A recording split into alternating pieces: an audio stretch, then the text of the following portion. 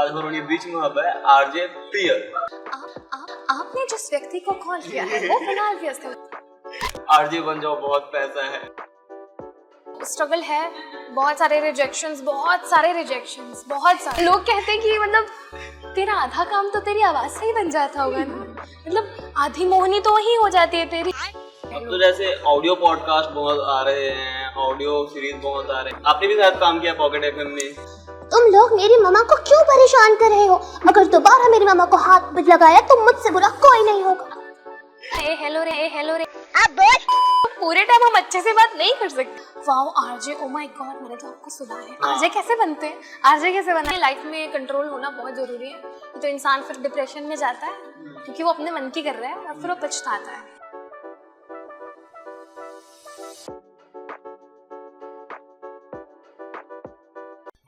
राम राम, जय जोहार। हमारे उनके नवा पॉडकास्ट में आप मन के स्वागत है। आज हमारे बीच में है आरजे प्रियल। आरजे प्रियल से आप सबो जन वाकिफ हो। बहुत बार ओकर आवाज सुनी हुई अपने कार में चलत हुए, कोनो में रुके हुए, सिग्नल में रुके हुए। आज वही प्रियल हमारे उनके साथ में है। जो आप बताइए अपन जर्नी ला कैसे वो एक आम लड़की ले आरजे बनी सब है, और आरजे बने एक संगे संग वो एक नामी वीडियो क्रिएटर है, सोशल मीडिया इन्फ्लुएंसर है, और साथ में वॉइस ओवर आर्टिस्ट भी है। तो अब बात करता है आरजे प्रियल ले। सबसे पहले इतना मतलब भारी भारी वर्ड्स कह दिए गए हैं कि थोड़ा मैं डाइजेस्ट करने में प्रॉब्लम हो रही है। So thank you so much देवा मुझे यहाँ पर इनवाइट करने के लिए सबसे पहले तो। एंड आवाज़ ऐसी है कि जब प्रोफेशनली आप सुनते हैं तो बड़ा अच्छा लगता है, लेकिन जब मैं झगड़ा करती हूँ या चिल्लाती हूँ तो मेरी आवाज़ समझ में नहीं आती है। तो नॉर्मली लोगों को ये लगता है कि आरजे जैसे रेडियो पे बात करते हैं फुल ऑन। अगर आप किसी चीज़ पे परफॉर्म कर रहे हो तो आपको फ्रेम्ड होकर परफॉर्म करना है। एक्टर्स हर समय एक्टिंग नहीं करते।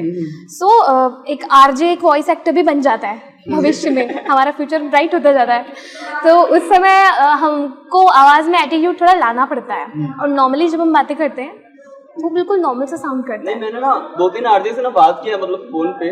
तो जब हम फोन करते हैं ना तो फिर जैसे वो फोन उठाते हेलो ऐसा वाला, मतलब वो एक अलग से टोन दिखता है। तो वो कहाँ से आता है? मतलब पहले तो ऐसा नहीं होता था। एक्चुअली होता ये है कि एक आरजे या फिर एक वॉइस और आर्टिस्ट, मैं दोनों और मोस्टली सारे आरजे वॉइस और आर्टिस्ट भी होते हैं गुप्त रूप से। सो यू नो उनका प्रोफेशन है, तो उनको वैसा साउंड करना है ना। फर्स्ट टाइम अगर मैं हेलो बोलूँगी तो मैं हेलो रे ऐसा तो मैं नहीं बोल सकती ना। तो मुझे थोड़ा सा अपनी आवाज़ को ऐसे मॉड्यूलेट रखना पड़ेगा कि आप एक वॉइस आर्टिस्ट को कॉल किए हो तो अगर मैं हेलो बोलूँ तो वही मिलना चाहिए आपको। मैं नॉर्मली हल्की आवाज़ में हेलो बोलूँगी। मैं खुद अपने बहुत सारे ऐसे वॉइस ओवर आर्टिस्ट दोस्त हैं जिनको कॉल करती हूँ और वो मुझसे एकदम देसी आवाज़ में हेलो कहते हैं। भाई नॉर्मल रख ले आवाज़, मैं ही हूँ। तो ये एक एटीट्यूड में आ जाता है। प्रोफेशन का ये थोड़ा असर पड़ता है हमारे। मतलब मैं ना एक दो लोगों को कॉल किया और ये समटाइम्स मेरे साथ भी होता है। लाइक कोई फर्स्ट टाइम मुझसे कॉल पे बात किया है और मैं फ़ोन उठाते ही उनको कहती हूँ कि आपने जिस व्यक्ति को कॉल किया है वो फिलहाल व्यस्त है। अबे माँ कसम। तो उठा के कौन बोल रहा है? फोन उठा के कौन बोल रहा है? अब पहले ज़माने में होता था कि जब हम अननोन नंबर लेते थे तो प्रैंक्स खेला करते थे। भाई चलो आज इसको बताते हैं। अब क्या है, जो ऐप्स ऐसे आ गए हैं कि कॉल करते ही पता चल जाता है किसका नाम है। तो जैसे ही कॉल उठा और मैंने कह दिया कि आप जिस नंबर पे कॉल कर रहे हैं वो अभी आप ही को कॉल कर रहे हैं। अब उनको क्या लगता है, कई बार आ रहा होगा नाम, लेकिन कई बार लगता है कि कॉलर ट्यून फिर आप ही को कॉल कर रहे हैं। तो ये एक बड़ा सरप्राइज बन जाता है उनके लिए। ऐसा कभी हुआ है मतलब किसी के साथ प्रैंक किया और वो फिर बन भी गया उल्लू, ऐसा टाइप का? नहीं, ऐसा कुछ नहीं हुआ है। अंत तक मैं कुछ ऐसे शब्दों का इस्तेमाल कर देती हूँ कि खुलासा हो ही जाता है। ज्यादा सस्पेंस मजा नहीं, ज्यादा कंट्रोल नहीं होता है। कंट्रोल तो नहीं है मेरे अंदर। बिल्कुल नहीं है। तो किसी को प्रैंक किया आपने? अब अक्सर जो नए दोस्त होते हैं, और आजकल क्या ना फ्रेंड्स बनाना बहुत इजी है, ठीक है। और जो आरजेज होते हैं, मोस्टली आरजेज की ये बात नहीं कर रही हूँ। अब खैर हमारी तो जॉब है तो हमारा नेचर ही ऐसा हो जाता है, और कहीं ना कहीं हमारा नेचर है इसलिए हमारी ये जॉब है। सो हमारे ये फ्रेंड्स तो बहुत बन जाते हैं। तो अगर किसी को अननोन नंबर से फर्स्ट टाइम कॉल किया तो मेरा पूरा प्रयास होता है कि मैं उसको कस्टमर केयर वाली या फिर कॉलर ट्यून वाली लड़की बन के बात करूँ। तो वो शुरू में थोड़ा सीरियस होके सुनता है, उसके बाद अबे तो ये वाला फैक्ट मजा बहुत आता है यार। लोग कहते हैं कि मतलब तेरा आधा काम तो तेरी आवाज़ से ही बन जाता होगा ना, मतलब आधी मोहनी तो वही हो जाती है तेरी। ऐसा कभी नहीं हुआ आपने किसी को कॉल किया और जैसे अपने कस्टमर केयर वाली आवाज में बोले और उन्होंने फोन काट दिया? नहीं, ऐसा नहीं हुआ है, ऐसी नौबत में आने नहीं दूँ, अपनी बेइज्जती नहीं करानी मुझे, तो वो नौबत आने से पहले मैं खुलासा कर देती हूँ कि भाई प्रियल है इधर। मैं ज़्यादातर कंट्रोल नहीं कर पाती। नहीं, ऐसा होता है ना, जैसे हम लोग किसी को प्रैंक कर रहे हैं और फिर वो स्टार्टिंग में थोड़ा सा हुआ, फिर हाँ अरे यार कस्टमर केयर वाले रख दो। नहीं, ऐसा कभी नहीं हुआ। एक तो पहली बार नाम लिखा जाता है आरजे प्रियल, एंड दूसरा पहचान ही जाते हैं लास्ट तक लोग कि ये यही है। और कुछ लोग ऐसे होते हैं कि जिनसे कई बार इंस्टाग्राम में बहुत सारे आपके फ्रेंड्स बन जाते हैं, कई बार किसी काम के उस पर फर्स्ट टाइम कॉल किया तो वो कई बार इतना खुश हो जाते हैं, मैं एक आरजे से पहली बार बात कर रहा हूँ, यार तुम लोग तो हर टाइम ऐसे ही बात करते हो ना, मतलब तुम लोगों से तो पूरे टाइम बात करते रहो ऐसा। तो पूरे टाइम हम अच्छे से बात नहीं कर सकते। हमारे अंदर भी एक वो है, वो जानवर होता है गुस्से वाला, वो सबके अंदर होता है। एग्जैक्टली। और ऐसे में नॉर्मल बात करूंगी तो लगेगा कि कोई देहाती लड़की बात कर रही है ना, and I love to be that. मेरे को जैसे नॉर्मल बात करना बहुत अच्छा लगता है, सो कोई बोलेगा नहीं नॉर्मली सुन के कि ये लड़की इस टाइम पे ऐसी है, और जब प्रोफेशनली हम उसको सुन रहे हैं तो ये ऐसी है। वो नहीं, हमारे मतलब जो गाँव में जो सरकारी स्कूल से पढ़ के निकले रहते हैं ना, पढ़े हो नहीं पढ़े हुआ? मैं गवर्नमेंट स्कूल में तो नहीं, लेकिन हाँ मतलब पढ़ी हूँ गांव के स्कूल में। मेरा टाउन है खरोरा, मैं खरोरा से ही हूँ, तो एग्जैक्टली वैसा ही मेरा बचपन रहा है। सरस्वती शिशु मंदिर परवरिश जो होती है ना, वहाँ से निकले हुए जब लोग कहीं पे पहुँच जाते हैं ना, तो उनके अंदर का जो देहातीपन है ना, वो कहीं ना कहीं रुका रहता है, आजीवन नहीं जाएगा। और इसी चीज़ में मजा है। मेरा भतीजा है छोटा सा हनु, उसको हमेशा चिढ़ाते तुम लोग क्या बच्चे हो यार, किस एरा में पैदा हो गए हो, हमारे टाइम में पैदा होना था। उसको बड़ी जलन होती है, वो जो 2015 का बर्थ है उसका, अपने आप को 90s किड्स बोलता है क्योंकि उसको प्राउड फील करना है। तो ये है कि 90s किड्स जो होते हैं उनका मजा अलग रहा है, उन्होंने एरा चेंज होते देखा है। ऐसे कभी स्कूल में अपने डस्टर को फेंक करके मारा है एक दूसरे को? नहीं, मैं लड़ाई झगड़े दंगे फसाद बलवा इन सबसे दूर रहती हूँ। मारपीट कभी नहीं हुई है, मारपीट देखी जरूर हूँ, लड़कियां बाल खींच के तू कर रही हैं, और मैं डर जाती हूँ इन सब चीज़ों से, तो मैं नहीं इन सब चीज़ों में बहुत दूर हूँ। हमारे स्कूल में बहुत हम लोग जैसे घर से डस्टर बना कर लेके जाते थे। लड़के हो यार, लड़कों को बड़ा मजा आता है, मतलब खुद का ही नहीं दूसरों का भी सॉल्व करने चले जाते हैं, उनको मौका चाहिए, पता नहीं क्या है ऐसा। तो मतलब मोस्टली मेरे साथ ऐसा हम लोग की क्लास में ना, क्लास 1 था और डस्टर 5 से 6 होते थे। ये सोची समझी साजिश के तहत होते होंगे 5 से 6 डस्टर। सब लोग अपने अपने घर से लाते थे, और फिर जहाँ पे एक बार धूल उठा मतलब एक दूसरे को मारो ऐसा पूरा सफेद व्हाइट वॉश। घर जाओ तो अलग से लगता था कि हाँ सफेदी है ये घर में करके। आप अभी बताओ, जैसे आप अभी बोल रहे थे आरजे और वॉइस आर्टिस्ट, हर एक आरजे के अंदर वॉइस आर्टिस्ट छुपा होता है अगर वो चाहे तो। दोनों में क्या डिफरेंस है बेसिक? डिफरेंस ऐसा नहीं है, अपने ऊपर होता है। जब हम मैं एक चीज़ बोलूँगी कि फोकस्ड रहना अच्छी चीज़ है। अगर हमने कुछ सोच लिया है कि मुझे ये करना है, जुनून है, उसके पीछे लगे हैं कर रहे हैं, लेकिन उसके साथ साथ ना बहुत सारी चीज़ें आपको सीखने को मिलती है, स्पेशली एंटरटेनमेंट इंडस्ट्रीज़ में। अगर आप किसी एक्टर को भी देखेंगे ना, वो सिर्फ एक्टर नहीं बन रहा होता है, वो स्टार्ट से लेके अभी तक पहुँचते पहुँचते कितना कुछ सीख गया होता है। वो मूवी डायरेक्ट करना, इनफैक्ट एक पूरी पिक्चर बना सकता है, इस लायक वो हो जाता है। तो जब एक आरजे को आरजे बनना होता है, शुरुआत कहीं ना कहीं सीखने से ही होती है हर चीज़ की। हमें भी सीखना पड़ता है, ट्रेनिंग चाहिए होती है, कहीं ना कहीं इंटर्नशिप ज्वाइन करनी पड़ती है। सो ये सब करते करते तब जाके बहुत स्ट्रगल होता है। आरजेइंग भी जस्ट ऐसे ही नहीं मिल पाती है किसी को भी, तो बहुत टाइम देना पड़ता है। सो वहाँ से पहुँचते पहुँचते हम बहुत सी चीज़ें सीख जाते हैं, लाइक स्क्रिप्टिंग आ जाती है, एड्स लिखने आ जाते हैं, वॉइस ओवर्स तो डेफिनेटली करना ही है, हमारा काम ही है वॉइस ओवर्स करना, इवेंट्स मैनेजमेंट करना, एंड मतलब पूरा शो डिज़ाइन करना, यहाँ तक कि वीडियो एड्स भी बनाना हम सीख जाते हैं। तो ये सब सीखते सीखते आप बहुत ज़्यादा इम्प्रूव हो जाते हो। कुछ लोग ऐसे होते हैं जो सिर्फ आरजेइंग करके खुश हैं, कुछ आरजेज ऐसे भी होते हैं जिनके सिर्फ शोज अच्छे जाते हैं, जिनके वॉइस ओवर्स ओके होते हैं, क्योंकि हो सकता है वो उनमें इंटरेस्टेड ना हो, क्योंकि अगर आप में इंटरेस्ट है तो आवाज़ सबकी अच्छी होती है, बोलते बोलते आप फॉर्म में आ जाते हो और वो बेटर हो जाता है। तो कई वॉइस ओवर आर्टिस्ट हैं, एड्स में सुना होगा उनकी बात घर घर ही है, फिर भी वो एक वॉइस ओवर आर्टिस्ट है। आवाज़ सबकी अच्छी होती है, बस अंदाज होता है। आपने भी आवाज़ सबकी अच्छी होती तो मेरे को याद आ गया, कल रात में मेरे घर में मुझे ये बोला गया था कि तू प्रियल के साथ बात करने जा रहा है, पॉडकास्ट करने जा रहा है। मैं बोला हाँ, तो बोले उनकी आवाज़ तो बहुत अच्छी है, तेरा आवाज़ तो बहुत मोटा है, बहुत बेकार हो जाएगा। मतलब प्रियल की आवाज़ मोटी, लेकिन वो लड़की की आवाज़ है, मेरी आवाज़ लड़के की आवाज़ है। तो आवाज़ सबकी अच्छी होती है, ऐसा कोई डिफरेंस नहीं होता। मतलब प्रैक्टिस करने फिर भी और अच्छा हो सकता है। एग्जैक्टली अगर आप प्रैक्टिस करेंगे तो धीरे धीरे आपकी आवाज़, मेरी आवाज़ खुद आज से 2013 की बात है जब मैंने स्टार्ट किया था, मैं बहुत बार रिजेक्ट हुई थी क्योंकि मेरी आवाज़ बच्चों की तरह थी। और अभी मैं किड्स वॉइस और बहुत अच्छे करती हूँ, मेरी आवाज़ अब तो इम्प्रूव हो गई है, हो गया अराउंड 10 साल, तो कहीं भागेगा ये, एक ना एक दिन इम्प्रूव तो होना ही था। इम्प्रूव हो गई आवाज़, देन अभी किड्स वॉइस और बड़े अच्छे आते हैं मेरे। मम्मा मम्मा मुझे ये नहीं खाना। अच्छा, आपने किसी चीट वाले उसके लिए वीडियो वगैरह के लिए आपने वॉइस ओवर दिया है? हाँ, किड्स वॉइस ओवर बहुत सारे दिए मैंने, लाइक मैं ऑडियो सीरीज भी करती हूँ। सो ऑडियो सीरीज में मतलब जितने भी बच्चे वाली आवाज़ें होती है, स्पेशली कैरेक्टर आते हैं मेरे पास, रियल बच्चे की आवाज़ कर दे। मतलब मेरा गला कितना भी बैठा हो, मैं सो के भी उठी हूँ तो भी मतलब मैं नींद में भी बच्चे की आवाज़ बहुत अच्छी निकाल सकती हूँ, किसी को पता ही नहीं चलेगा फर्क कि ये। तुम लोग मेरी मम्मा को क्यों परेशान कर रहे हो? अगर दोबारा मेरी मम्मा को हाथ लगाया तो मुझसे बुरा कोई नहीं होगा। क्लैप क्योंकि ना इससे ना आपके अंदर वो एक तो आवाज तो आ ही रहा है, साथ में जो एक्सप्रेशन है ना पूरे वो वही है। तो मैं इनफैक्ट मैं इमेजिन करते ही चलती हूँ उस बच्चे को कि मेरे साथ वो बच्चा चल रहा है। अगर वॉइस किड्स वॉइस ओवर की बात करें तो वैसे तो मैं करती थी, रेडियो में भी एड्स में किड्स वॉइस ओवर की ज़रूरत पड़ती है, लेकिन एक छत्तीसगढ़ में एक कैंपेन चल रहा था कोविड के टाइम पे, बस्तर नोनी।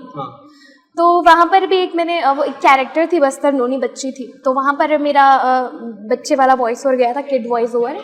हेलो, मैं हूँ बस्तर नोनी, ये जानने के लिए 1 दबाए, वो जानने के लिए 2 दबाए।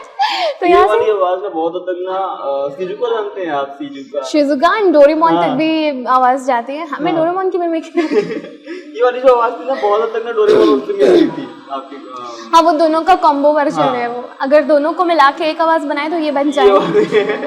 थोड़ा नीचे करूंगी डोरेमोन बन जाएगा, थोड़ा आप करूंगी। आप कार्टून देखते थे अपन, जैसे 90s के किड्स में एक चीज कॉमन होता है कि हम लोग ना एक पर्टिकुलर टाइम पे पहले कार्टून आता था। पहले हमारे पास ये फैसिलिटी तो थी नहीं कि हम लोग यूट्यूब ऑन कर लिए देख लिए। पहले ट्यूसडे को ये कार्टून आएगा शाम को 5 बजे, तो हम लोग वेट करते थे। एक्चुअली मैं आपको बता रही हूँ, कार्टून की अगर बात आई है तो मैं हूँ खरोरा से, मेरे होम टाउन में पहले केबल आता था, पहले केबल का टाइम था, तो उस समय कार्टून नेटवर्क या कोई भी कार्टून चैनल खरोरा में नहीं आता था। तो हमारी बुआ है, वो हमको हर गर्मी की छुट्टियों में या फिर दशहरे की जो लंबी छुट्टियां लगती थी उस पर हम लोगों को बुलाया करती थी अपने घर। हम लोग सिर्फ इसलिए जाते थे बुआ क्या, क्योंकि कार्टून नेटवर्क में हमें दिन भर देखना होता था शिनचैन, ऑसवाल, रिची रिच और डोरेमोन, है ना, कार्टून नेटवर्क, हंगामा, ये सारे डिज्नी चैनल्स उसी टाइम डोरेमोन टाइप का। हाँ, कितरेत्सु। तो ये हम लोग इन चैनल्स की वजह से ही बुआ के यहाँ जाते थे और पूरा दिन हम लोग सिर्फ और सिर्फ कार्टून देखा करते थे। ऐसे कभी डांट वाट नहीं पड़ा मम्मी से, मार वार? नहीं, हम लोग दिन भर कार्टून देखते रहते हो? नहीं, टाइमिंग फिक्स थी। मम्मी काफ़ी स्ट्रिक्ट रखी थी हम लोगों को, और अच्छा है मम्मी स्ट्रिक्ट थी इसलिए हम लोग आज एक कंट्रोल्ड बच्चे हैं, एकदम जो बह रहे हैं बच्चों कुछ भी कर रहे हैं, मैं तो आज घर नहीं आ रही, ऐसा कुछ नहीं है। हमारे घर अभी भी एक टाइमिंग फिक्स है। मैं तो फिलहाल मतलब कपड़े अभी भी मम्मी के हिसाब से, ये जो मैंने पहना है मेरी मम्मी ने अप्रूव किया है, तब जाके मैं पहनी हूँ। मैं तो फिर मम्मी सुना के हालत खराब कर देती, वो मैं नहीं चाहती। मतलब मम्मी अभी भी तेरी मम्मी एकदम। हाँ एग्जैक्टली, वो अच्छा भी है, अच्छा भी लगता है। तो कंट्रोल्ड है ना, बहुत सही है, लाइफ में कंट्रोल होना बहुत ज़रूरी है। तो इंसान फिर डिप्रेशन में जाता है क्योंकि वो अपने मन की कर रहा है और फिर वो पछताता है। ये सब के बीच में क्वेश्चन हमारा रह गया कि जैसे आपकी जर्नी जो है वो कहाँ से स्टार्ट हुई और आप कैसे एक आरजे के रूप में मतलब अपने आप को सक्सेस करता है? तो ये सबसे ज़्यादा पूछा जाने वाला और सबसे लोकप्रिय सवाल रहा है मेरे जीवन का। मैं सबको यही जवाब देती हूँ क्योंकि स्टोरी यही है। क्लास 9 की बात है, मैं और मेरी एक फ्रेंड थे, हम लोग विविध भारती बहुत सुना करते थे। तो उस समय FM चैनल्स भी नहीं आए हुए थे, तो विविध भारती इतना सुनती थी मैं, लाइक एग्जाम चल रहा है फिर भी बीच बीच में ब्रेक ले लेके मैं विविध भारती सुन रही हूँ। पहला इंस्पिरेशन वही था, तो इतना पसंद आया, मतलब बचपन से शायद मेरे अंदर था, आवाज़ों से बहुत लगाव था मेरे को, किसी की भी बचपन में भी सेंस था मेरे को कि इसके वर्ड्स कैसे हैं, इसके प्रोनाउंसिएशन कैसे हैं, इसकी आवाज़ कैसी है, अट्रैक्ट कर रही है कि नहीं। जिनकी आवाज़ अच्छी होती थी ना, मेरे को उनसे दोस्ती करना, उनसे बात करना बहुत अच्छा लगता था। और बचपन से एड्स पढ़ना, टीवी एड्स कभी चेंज नहीं किए मैंने, मैं हमेशा देखती थी, याद रहते थे, साथ साथ में रिपीट करती थी मैं टीवी एड्स। और कभी रायपुर शहर आती थी, मतलब पहले तो मैं होम टाउन में रहती थी ना, कभी रायपुर आते थे तो बोर्ड्स, एक भी बोर्ड मिस नहीं होने चाहिए, जितने भी बोर्ड्स हैं सब पढ़ते हुए जाती थी, तो घर वाले देखते थे इसकी तो आदत है बड़बड़ करते रहूं घर पे, तो बचपन से ये चीज़ थी अंदर। तो विविध भारती से इंस्पायर हुई कि मेरे को यही करना है, मतलब एग्जैक्टली पता भी नहीं था कि इनको कहते क्या है जो रेडियो पे बोलते हैं। फिर वहाँ से जस्ट मैंने सोच लिया कि करना है, पता नहीं था कि कैसे करना है, मैं कैसे वहाँ तक पहुँचूंगी, जस्ट सोच लिया था। फिर 2008 और 9 का टाइम आया जब रायपुर में FM चैनल्स लॉन्च हुए, और फिर तब से फिर जो मेरा पागलपन था रेडियो 24 घंटे सुनने का, और तब मेरे को पता चला कि इसको आरजे यानी कि रेडियो जॉकी कहा जाता है।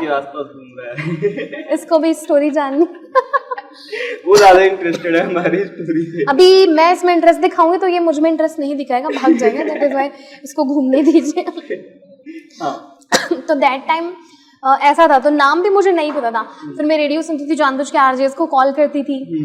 और अच्छा, ऐसा कभी हुआ आपने मेरे लिए वाला गाना बजाइए आप वाला कॉल? नहीं, गाना तो नहीं, मतलब मेरे को उनसे बात करने का मौका चाहिए होता था। और उनसे मैं ना सिर्फ सवाल जवाब नहीं करती थी कि ये सवाल पूछा है आपने और मेरा जवाब सही निकला तो मैं जीती या नहीं। मेरे को उनसे ना अंदरूनी बातें जाननी होती थी कि आप आरजे कैसे बने, और क्या आप में जो म्यूजिक चलता रहता है वो पूरे टाइम चलता है क्या, गाने बीच बीच में ब्रेक कैसे होते हैं, ये जो आप 3 बैक टू बैक गाने चला रहे हैं वो कैसे आप लोग एक साथ लगाते हो क्या। तो ये सारे मेरे को ट्रिवियाज जानने होते थे। जो पीछे बोलते हुए बैकग्राउंड म्यूजिक चलती है उसको बेड या फिर अंडरले कहा जाता है, वो अंडरले क्या पूरे टाइम चलते रहता है, अब वो तो नहीं बताएंगे ना कि क्या है क्यों है। तो मैं ये सारी चीजें जानने को बहुत आती हूँ। लाइव शो में कॉल करके पूछते थे? नहीं, लाइव शो में तो कॉल उठाएंगे ही नहीं।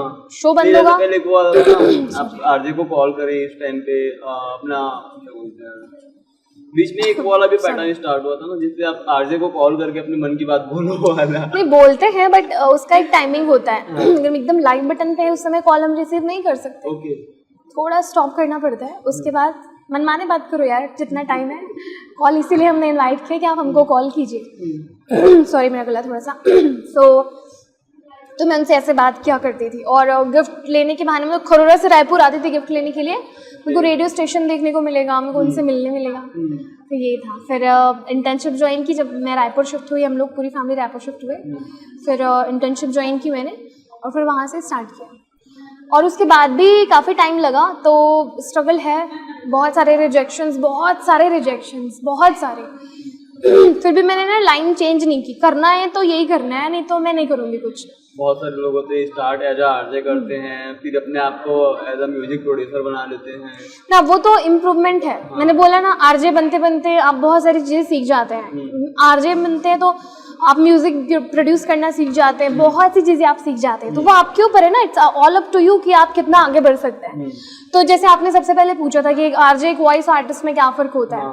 आरजेइंग वो कर रहा है, लेकिन वो उसके इंटरेस्ट की बात है कि वो वॉइस और इंडस्ट्री में और आगे बढ़ना चाहता है या नहीं। कुछ लोग वॉइस में इंटरेस्टेड होते, कुछ लोग नहीं होते, यही कर रहे हैं, बाकी उनके दूसरे काम भी है या फिर नहीं है। वैसे स्कोप कितना है अगर कोई आरजे और वॉइस ओवर आर्टिस्ट बनता है? देखिए, मैं बताऊँ तो स्कोप है, वो आपके ऊपर है। देखिए, वो सिटीज़ के हिसाब से भी है। आप एज एन आरजे कितने साल तक अपने आप को देखना चाहते हैं, ठीक है। मैं जैसे कि देखो, मैंने अपने 20s में स्टार्ट किया था आरजेइंग का जो स्ट्रगल था, ट्रेनिंग एंड ऑल सारी चीज़ें, ठीक है। तो वो मेरे ऊपर है कि मैं कितने दिन इसको चलाना चाहती हूँ, मैं कितने दिन अपने आप को एज आरजे देखना चाहती हूँ। उसके बाद मेरा अगला कदम क्या होगा। आप चाहे तो आजीवन आरजे रह सकते हो, या फिर बहुत सारी इंडस्ट्रीज है, वॉइस इंडस्ट्री बहुत बड़ी है। जो लॉकडाउन का टाइम आया उसके बाद से जो वॉइस और आर्टिस्ट हुए हैं उनके लिए काफ़ी ज़्यादा स्कोप बढ़ा है, क्योंकि चीज़ें ऑनलाइन हुई है, ठीक है। लोग पॉडकास्ट, यूट्यूब और ऑडियो सीरीज, इन सब में बहुत गए हैं। तो जैसे ऑडियो पॉडकास्ट बहुत आ रहे हैं, ऑडियो सीरीज बहुत आ रहे हैं, पॉकेट एफएम, आपने भी शायद काम किया पॉकेट एफएम में? हाँ, मैं हूँ उसके साथ, ऑडियो सीरीज करती हूँ मैं। कौन से सीरीज पे आपने उसमें पॉकेट एफएम? वहाँ पर मेरी आप अगर मेरी प्रोफाइल में जाते हैं तो आपको मेरी बहुत सारी स्टोरीज मिल जाती है। जैसे कि एक स्टोरी थी सीक्रेट अफेयर, उसके मिलियंस में लिसनरशिप थी। तो सीक्रेट अफेयर में मेरा कैरेक्टर था तन्वी। तो लोग मेरे को तन्वी समझने लग गए थे। इंस्टाग्राम पे आके लोग मेरे को कमेंट करते थे, मैम आप तो पूरी तन्वी जैसी लगती हैं, आपके एक्सप्रेशन, आप जैसा उसका कैरेक्टर बताती है ना, आप पूरी तन्वी जैसी लगती हैं। अभी भी मतलब वो स्टोरी तो फिलहाल ख़त्म हो गई है, दूसरी स्टोरीज ऑन गोइंग है अभी। सो अभी भी मैं कुछ अगर वीडियो डालती हूँ, फोटो डालती हूँ, तो मुझे नीचे कमेंट आता है आप तन्वी है। मैम आप तन्वी जैसी लगती है हमें, और मतलब पॉकेट एफएम की तन्वी, हम आपको बहुत मिस करते हैं। तो वहाँ से भी बहुत सारे लोगों का प्यार मिलता है, एंड आवाज़ अगर कैरेक्टर में सूट करती है तभी आपको वो स्टोरी मिलती है। मतलब आप ऐसा नहीं बोल सकते हो कि आरजे बन गए तो उसका जो स्कोप है सिर्फ इतना ही रहेगा। नहीं। अगर आप एज आरजे डेवलप होते हैं और उसके बाद में आप अपने स्किल्स को और निखारते हैं तो अपने स्कोप ऊपर बहुत ज़्यादा हो जाता है। स्कोप बहुत सारे हैं, अगर वो चाहे तो उस पर आगे बढ़ना। बहुत पैसे हैं, बहुत पैसे, ऐसे ही बोल सकते हैं आप लोग। यार देखो मैं एक लॉजिक बता रही ऐसे हूँ, वो नहीं होता है आरजे बन जाओ बहुत पैसा है, नहीं, वॉइस ओवर आर्टिस्ट बन जाओ पैसा बहुत आपकी पैसा मेहनत के ऊपर होता है, एक आपकी वर्थ और आपकी वैल्यू, आपका काम कैसा है। आर्टिस्ट के साथ एक ये मतलब बेनिफिट होता है कि आप अपनी वर्थ खुद बना सकते हो। आप कैसे आर्टिस्ट हो, आप कितना अटेंड करते हो लोगों को, कितने जल्दी आप उनके काम को तो वो आपके ऊपर है, ठीक है। तो आप जितने अच्छे आर्टिस्ट हो आपके पास उतने काम आएंगे, आप उतने मनमानी रकम वसूल सकते हो उनसे। So it's all up to you कि आप अपने आप को किस हिसाब से स्टेब्लिश करें। अभी भी ना बहुत सारे लोगों को ये कंफ्यूजन रहता है कि आरजे क्या है और वॉइस ओवर आर्टिस्ट के काम में डिफरेंस क्या है। मैं बार बार इसलिए पूछ रहा हूँ क्योंकि ना वॉइस ओवर आर्टिस्ट को बहुत लोग मतलब नहीं जानते हैं कि ये करते क्या है। ओके तो आप अगर मतलब 2-3 लाइन में अगर आप बता पाओ कि वो पर्टिकुलरली क्या करते हैं।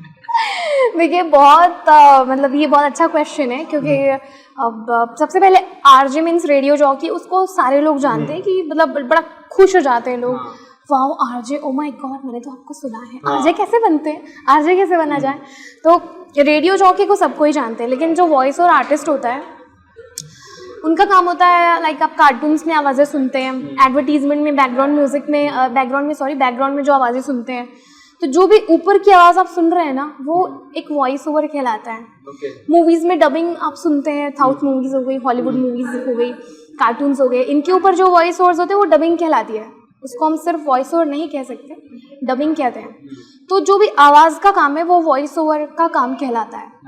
तो डिफरेंस ये होता है। और एक आरजे वॉइस और आर्टिस्ट बन सकता है क्योंकि उसकी प्रैक्टिस होती रहती है। एडवर्टीजमेंट भी हमको आवाज़ देनी होती है, रेडियो में जो आप ऐड सुनते हैं। आज एक तो लोकेशन बहुत प्यारा है हमारा, मियाऊ द कैफे। मियाऊ द कैफे आते हैं, मतलब मुझे पेट्स इतने पसंद है कि मतलब आते ही चारों तरफ बिल्लियाँ ही बिल्लियाँ भाई, मतलब बिल्लियों की बारिश, बम्पर ऑफर। यहाँ बिल्ली फेंकाई पड़ी है, वहाँ बिल्ली फेंकाई पड़ी है, और कुछ बिल्लियाँ अच्छी है, फ्रैंक है, और कुछ बिल्लियाँ बहुत भाव खा रही हैं। मतलब अगर कोई हद से ज़्यादा डाउन टू अर्थ इंसान और उसको खलता है कि यार मैं बहुत ज़्यादा डाउन टू अर्थ हूँ, यार मेरी लोग वैल्यू क्यों नहीं करते हैं, जब इनको भी वैल्यू दो तो वो मेरी वैल्यू बंद कर देते हैं। तो अगर उनको अपनी वैल्यू बढ़ानी है तो बिल्लियों से दोस्ती करो, उनसे सीखो कि कैसे कुछ ना होते हुए भी अपने आप को बहुत बड़ा होशियार समझा जाए, ठीक है। तो बिल्लियों में ये जो गुण होता है उसका मुंह देखो, यूँ बैठी है, क्यों बैठी है यूँ, क्योंकि मैं बिल्ली हूँ यार, मेरा नेचर है ये। तो कुछ सीखना है एटीट्यूड तो आप बिल्लियों से सीख सकते हैं। आपको कुछ वो वाला एक थ्योरी लाए थे, बिल्ली निब्बी ऐसा कुछ वाला, क्या था वो बताओ तो फिर से एक बार। देखिए मैं इसको बोलने से पहले सबसे पहले ये बोलूँ कि कृपया ऑफेंस फील ना करें, ऑफेंड फील ना करें। मैं किसी को पर्टिकुलरली नहीं बोल रही हूँ, लेकिन अक्सर मजाक उड़ाया जाता है ना पापा की परियां, तो उनमें बड़ा एटीट्यूड होता है बिना मतलब का, कुछ भी नहीं कर रही है, घर के काम भी नहीं कर रही है, फिर भी उनमें एटीट्यूड होता है जस्ट बिकॉज मैं एक लड़की हूँ, मैं एक निब्बी हूँ और मैं पापा की परी हूँ। तो बिल्लियों को जब मैं देखती हूँ तो एग्जैक्टली मेरे को निब्बी वाली फीलिंग आती है कि निब्बी इज लाइक बिल्ली एंड बिल्ली इज लाइक निब्बी। बिल्लियाँ बुरा मान जाए कि बता रहा हूँ मैं, अगर उनको निब्बी से कंपेयर कर दोगे तो बिल्लियाँ मच बेटर होती है यार। नहीं होती बेटर, ये भूख लगते तक आपके पास आएंगे, खाना खा के हट मेरा काम हो गया हट। ये सिर्फ खुद को संवारेंगी और प्यार कभी नहीं करेंगी आपको। जब उनको कडल करवाने का मन रहता है तब आएंगे, गुर्र गुर्र करते हैं, उनके गले में गुर गुर गुर होती है, तो वो मैंने बहुत बचपन में नोटिस किया था कि उनके गले में गिरगर वाली आवाज़ आती है जब वो पैम्पर्ड फील करना चाहती हैं, कंफर्टेबल होती हैं, आराम वाली मुद्रा में होती है तब। तो सेम एज तो ठीक है, इसके नीचे ना हमको डिस्क्लेमर डालना पड़ेगा, ऑफेंड फील ना करें। तो ये इनको प्यार नहीं चाहिए। मैं एक अलग से लिखूंगा, ये जो भी विचार है वो आरजे प्रिया का है, उससे हमारे चैनल का कोई वो नहीं है करके। और मेरा भी किसी से कोई लेना देना नहीं, ये सब मेरे अपने पर्सनल विचार हैं, कोई से पर्सनली ना। विचार से मेरे को एक चीज याद आया, जैसे हमारे छत्तीसगढ़ी ऐसा मतलब छत्तीसगढ़ी हिंदी मिक्स चलेगा ना? अरे बिल्कुल अपन छत्तीसगढ़ी में घोटिया सकत हो। तो जैसे बट छत्तीसगढ़ी की जो परंपरा रहते पहनावा ओढ़ावा रहते ओला लेके आजकल एक तो बहस चलत होगा, जैसे कि वो एक माला होते सिक्का माला कथे, सिक्का माला ओला पुत्री घलो कथे ओला, ऐठी वगैरह होते तो ओला क्या करते हैं नॉर्मल लुगड़ा के साथ में पहने जाते हैं। तो ओला कुछ दिन मन जींस के साथ पहने सका है, जेला लेकर के बहुत जगह विवाद हो सका है कि इला इसे काबर पहने जात हुआ है, इला पहनना है तो पूरा मतलब पारंपरिक वेशभूषा के साथ पहना, वैसे नहीं पहनना वैसे नहीं पहनना है, आप मन के कार्य। और पर्सनली अगर कौन हो इला पर्सनल अपन ऊपर कनेक्ट ना करे, मोर पर्सनल व्यू ये है कि गहना जिन हरे पर्टिकुलरली कोनो नियम नहीं है कि एक संग पहनना है, ठीक है। अब आज कई बार आप मन देखे हो जिन शादीशुदा लड़की मन रहते वो मन जीन्स के साथ भी इतना चूड़ा पहने थे, तो कायदा से तो ओला ट्रेडिशनली वेयर करना चाहिए ना, साड़ी संग, सूट संग या लहंगा संग। ता अगर उमन जीन्स टॉप संग पहना थे या स्कर्ट टॉप या वन पीस संग पहना थे कोनो दिक्कत है नहीं है। मंगलसूत्र का कोनो मॉडर्न ज्वेलरी हरे, ट्रेडिशनल ज्वेलरी हरे, लेकिन हर चीज में हम वेयर करथन कि नहीं करथन ना। तो इसमें ज्वेलरी के कोनो फाउंडेशन नहीं होना चाहिए, जोन भी चीज में पहन सकत हो यार आप मन। हाँ अब आजकल देखे हो मतलब ऐसे फोटो शूट होते दुल्हन मन के जीन्स पहने हैं, चुन्नी ओढ़े लेकिन नीचे जीन्स डाले हैं, तका ऑब्जेक्शन लेके दौड़ जहू का ऐसे नहीं पहने जाए, शादी रोकवा दो, ऐसे नहीं पहने जाए, हमने कर विरोध करते ऐसे नहीं। ता जिन छत्तीसगढ़ी ऑर्नामेंट मैं तो अप्रिशिएट करता हूँ ये चीज ला कि ओकरो बहाना सही, ओकरेज बहाना सही हमन ओमन जोन भी मन पहना थे ओला वियर करे थे। अब जैसे मैं मान लो जीन्स टॉप पहने बोला पहन के चल दूं, ऐठी हो गए, सिक्का माला हो गए, दूसर प्रदेश के या दूसर कल्चर के लोग मन उमन एक बार पूछे ही ना ये बने दिखा थे, काफी कूल दिखते वहाँ। जैसे गुजराती ब्लैक मेटल्स के मन पे कितना कूल लगते, सब चीज में वेयर करे कोशिश करथन, तो वो भी बहुत कूल लगते संग में अगर हमन संग में पहिरबो था। तो चारजन पूछी ना जिन मन नहीं जाना थे कि ये का है, कौन डिजाइन है, था हमन ला प्राउडली मौका मिली कि वो ऑर्नामेंट के हमन बखान करबो कि भाई हमारे छत्तीसगढ़ के पारंपरिक ये है ज्वेलरी हरे। तब भाई 24 घंटे आदमी साड़ी नहीं पहन सकते जी, आजकल शादीशुदा मन भी ज्यादा साड़ी पहनते, फिर अब कंफर्ट के हिसाब से सब मन वर्किंग हरे हैं, तब पॉसिबल नहीं हो पावे कि डेली में जिन छत्तीसगढ़ी साड़ी रहते थे लगा थे कोष्टौहा लुगड़ा। अब कोष्टौहा लुगड़ा नहीं पहने जाए इसे अमूमन, कुछ भी स्पेशल इवेंट है या ट्रेडिशनल कुछ इवेंट तब पहन के जाए कोशिश करते, नहीं तो नॉर्मली पहनते ना मन।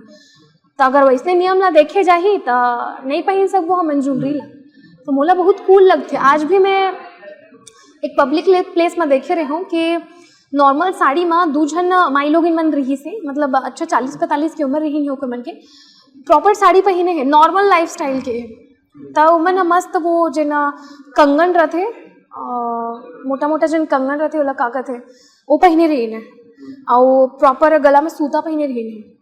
तो ओला देखे ओला बहुत खुशी लगी से कि भाई इसने महू बनवाहूँ, सोनाक बनवाहूँ और पहिरहूँ एकदम कॉमन। तो ऐसे मोर हिसाब से अच्छा चीज है भाई, हमन वेयर करे थे, चार जन देखा थे कहूँ भी जाते देश विदेश पहन के जाओ, पूछ भी चाह वाह व्हाट इज होना चाहिए इसे। मतलब वैसे जैसे आप मन के एक वो रही सका एज अ 90s किड, वो 90s किड में बहुत सारा चीज रही सका, मतलब कि अब ना वो छोटे छोटे वीडियो गेम खेले अपन है ना, दीवार में पोस्टर चिपका हुआ है। तो आप मन एज अ लड़की क्या कोनो हीरो के पोस्टर चिपकाया रहो कभी दीवार में? अच्छा ओके, ये एज अ क्रश पर्सनल देखो ये जो टाइम था 90s का टाइम, हर घर में पोस्टर जरूर मिल गए थे, दिव्या भारती का फोटो लगा है, दुल्हन वाला फोटो, दुल्हन बनी रहती थी वो, तो पोस्टर चिपकाने का रिवाज तो रहता था। और छुपके पोस्टर चिपकाना, वाह ये तो एक अलग ही कल्चर होता था, मतलब मम्मी के टाइम से चलता आ रहा है। वो कवर्ड के अंदर जो कपड़ों के पीछे रहता था हीरो की फोटो लगाना। इनफैक्ट मेरी मम्मी बताती थी कि वो भी काफी स्ट्रिक्ट, पहले स्ट्रिक्ट होते ही थे फैमिलीज, अभी जितनी कूल कहाँ रहती थी चीजें। तो दैट टाइम भी मम्मी को कुमार गौरव बड़ा पसंद था, वो चुपचाप उसके फोटो पेपर से काट के, कुमार गौरव सर जो थे उनकी फोटो काट के वो अपनी डायरी में छुपा के रखा करती थी, और मम्मी की बड़ी बहन यानी मेरी बड़ी मासी उनको ब्लैकमेल किया करती थी, मैं भैया को बता दूंगी कि तू कुमार गौरव जी की फोटो छुपा के रखी है। सो मेरे साथ ऐसा था कि मैंने कोई भी हीरो हीरोइन के ऐसे पोस्टर तो एज अ क्रश नहीं चिपकाई, लेकिन हाँ एक मेरा बहुत पागलपन जैसा क्रश हुआ करता था, पृथ्वीराज चौहान, रजत टोकस, जो उस टाइम पे हर लड़की का क्रश था, हर लड़की का। तो मेरा पागलपन इतना था कि एक एपिसोड को 2-2 बार देखती थी मैं, मतलब सुबह आता था, मतलब एक रात वाले टाइम पे आता था, सुबह नहीं सॉरी रात वाले टाइम पे आता था अपने निर्धारित समय पे, और एक शाम के टाइम पे रिपीट आता था, तो मैं एक बार भी मिस नहीं करती थी। और लाइक वो शुक्रवार शनिवार रविवार आता था, तो मैं उसको पृथ्वी डे नाम दे रखी थी, Prithvi day 1, Prithvi day 2 and Prithvi day 3। And उसके पेपर कटिंग्स वगैरह मैं अपने पास रखा करती थी। उसके मैं मतलब उसकी फ़ोटो देख के शर्माती थी यार इस लेवल का। और मतलब मेरे घर पे मेरे पूरे फ्रेंड सर्कल को, इनफैक्ट मेरे पूरे टाउन में पता था कि सारे लोग पागल है, लेकिन प्रियल कुछ ज़्यादा ही पागल है रजत टोकस के पीछे। तो इतना कि मेरी मम्मी इतनी इनसिक्योर थी कि लाइक मेरा सच में कोई बॉयफ्रेंड है। सो दैट टाइम वही था कि मतलब इतना ज़्यादा पागलपन था कि मतलब मम्मी ऐसा स्ट्रिक्ट रहती थी जैसे सच में वो कोई सामने मेरे क्लास का लड़का है, उस शहर का लड़का है और मैं उसके पीछे पागल हूँ। लिटरली मेरे को इतना क्रेज था कि मैं उसके लिए लॉयल रहती थी, लॉयल। दूसरे लड़के को नहीं देखूंगी। हाँ, और तब तक मतलब 90s जो किड्स रहे हैं वो इतने जल्दी इन सब चीज़ों में नहीं पढ़ते थे यार। हमारे टाइम पे ना एक चीज़ वो अच्छा था, पता है, मतलब ना ऑलमोस्ट सबने उस चीज़ को देखा होगा कि लड़के लड़कियों ना कुछ नहीं होता था किसी के बीच में, बट स्टिल वो लोग लॉयल रहते थे। मतलब एक अलग ही बॉन्ड होता था उनके बीच में, लॉयल रहते थे और सालों उसके बारे में सोच के शर्माते थे। मतलब और लाइक ये होता था कि हाँ मैं उसको पसंद करता हूँ, ठीक है मैं उसी को लॉयल हूँ, अभी किसी और को नहीं देख सकता। वही तुम्हारी भाभी है, यही तुम्हारी जीजू है। हाँ। सो ये चीज़ बहुत लवली हुआ करती थी और मैं एक्सपेक्ट करती हूँ कि आज भी वो चीज़, बट आज नहीं हो सकता, ये पता नहीं क्यों, पर नहीं हो सकता। ऐसा कभी हुआ आपने डायरी के बीच में किसी का वो फोटो रखा हो, ब्लैकबोर्ड पे इतना बड़ा रिस्क मैं नहीं ले सकती थी कभी भी। सिर्फ ये हुआ है तो रजत टोकस यानी पृथ्वीराज चौहान की फोटोज में कट करके, इनफैक्ट मैं स्कूल में ब्लैक बोर्ड पे पृथ्वी लिखा करते थे। मेरे फ्रेंड्स जो थे मेरे को खुश करना है, अगर मैं किसी चीज़ से नाराज हूँ या उदास हूँ तो वो लोग मेरी टेबल पे पृथ्वी लिख देते थे और मैं खुश हो जाती थी। तो इस लेवल का पागलपन रहा है। अभी क्या है और पृथ्वीराज टोकस के बारे में? यार अब लगता है कि क्यों थी मैं ऐसी।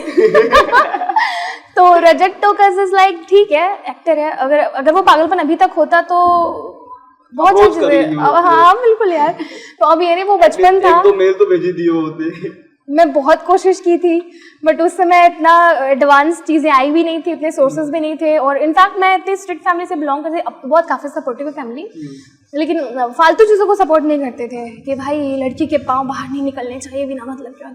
सो मतलब मेरे को फ्रीली कैफ़े वगैरह भी जाना अलाउड नहीं था। एक बार ऐसा था कि मेरा भाई मेरे को खुश करने के लिए इंटरनेट कैफ़े गया, बोला मैं ठीक है कोई बात नहीं, मैं कैफ़े जाऊँगा और पृथ्वी के बारे में वीडियोज़ देख के आता हूँ, और हम लोग उसको पृथ्वी ही बोलते थे, फिर मैं आके तेरे को बताऊँगा। अब मैं जब से वेट कर रही हूँ, अब गया आएगा। फिर वो आया, फिर पूछा क्या क्या देखा तू, तो हाँ मैं उसके 1-2 वीडियोस देखा हूँ, शहर में खड़ा था, बारिश वाला कुछ वीडियो था और ऐसा ऐसा बोला था। वो मेरे लिए बहुत था, बहुत बड़ी बात थी मेरे लिए, और मैं उसको इमेजिन कर करके खुश हो रही हूँ। आज मेरे को एक अंदर से इनके लिए इन्फॉर्मेशन मिली है, वही सोच के मैं शर्मा रही हूँ। तो एक 2 मिनट का इन्फॉर्मेशन है, अब हमारे बीच में एक कलाकार, उभरते हुए एक कलाकार जो कि एक्टर हैं, उन्होंने चमन बहार पे भी काम किया और उनका लेटेस्ट मूवी जो अभी आया था नवा बिहान, जिसमें वो लीड रोल पे थे, आकाश सोनी जी।